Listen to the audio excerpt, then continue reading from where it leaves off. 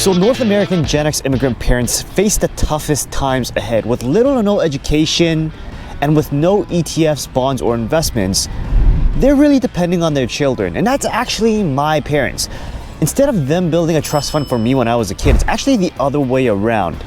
I'm here trying to build them a trust fund with the safest top 5 ETFs for Gen Xers, and that's all to secure their future. The first pick is a US ETF VT and its Canadian equivalent to VEQT. Both of these invest in the entire world, the Western world. So we're going to take a look at PE ratio, dividend yield, and expense ratio as our factors contributing whether we should pick this ETF or not. So VT and VEQT from USA and Canada respectively both have a PE ratio of 15.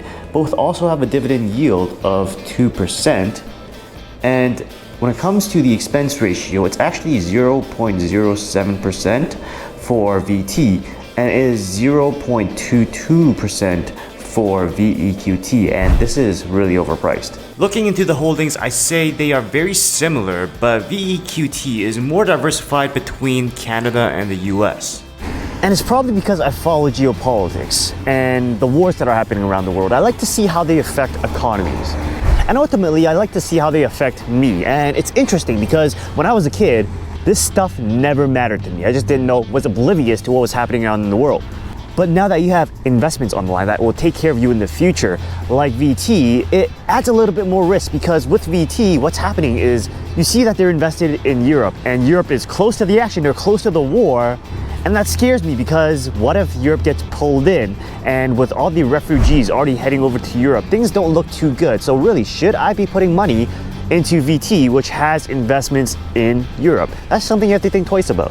So the struggle for me right now is that I am investing for my parents in their TFSA, or that's the Canadian version of the 401k.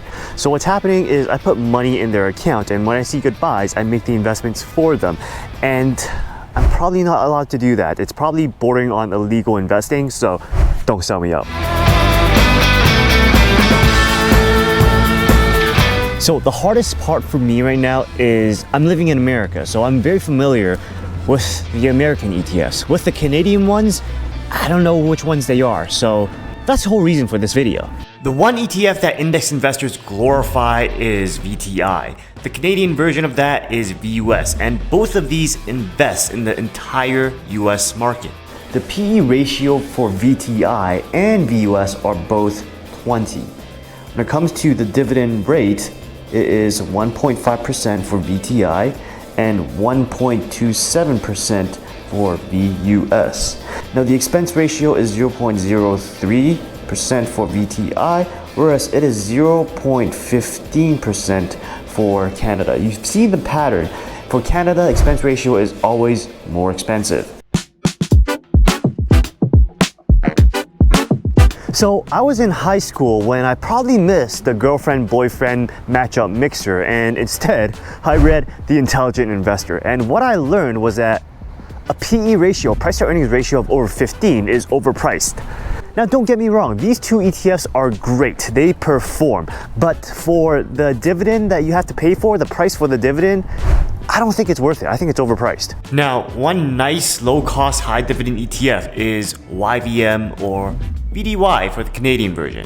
So the difference here is that YVM invests in US high-dividend large caps, whereas VDY invests in Canadian companies that pays dividends regardless of size. Now the PE ratio for VYM is 15, it is 12 for VDY. The dividend yield is 3.17 for VYM and it is 5.17 for VDY. That is because they're investing in more risky companies. Expense ratio is 0.06% and for VYM it is 0.22%. Still very expensive. So the holdings for VDY really sucks. And for VYM, they're okay, but I'm just including VDY just to say that not to buy it because they're mostly invested in banks, and I'm biased, but I hate banks. Now, a frequent thought while I was doing the research for this video would be, What if I had died before my parents, knock on wood? So all the ETFs that we reviewed so far are okay, but they're not outstanding. I would say that they're not as passive and as safe as our next choices, which is VIG and the Canadian version of that, which is VGG. Because both of these ETFs focus on stocks that have continuously increased their dividends over the years. So the PE ratio for VIG is 21.5. VGG, it is 20.4. Now the dividend rate for VIG, 1.94%. It is 1.49%. Let's just switch backwards for VGG. Expense ratio is 0.06% for VIG. And this one's crazy. It is 0.31%. That is probably the most expensive I've seen in a lot of funds.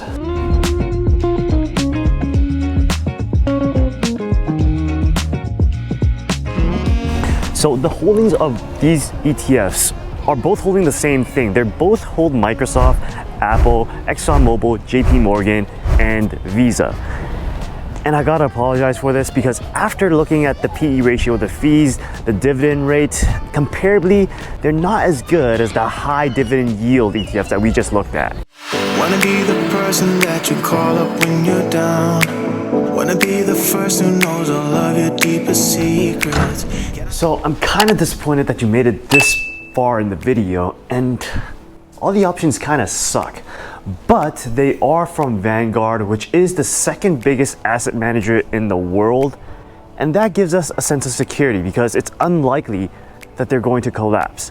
But the last options that I'm gonna give you guys are not Vanguard funds. They are SCHD by Charles Schwab and XUS, which is from BlackRock Canada. So the PE ratio for SCHD is 14.91, under that 15 that we like, so that's good.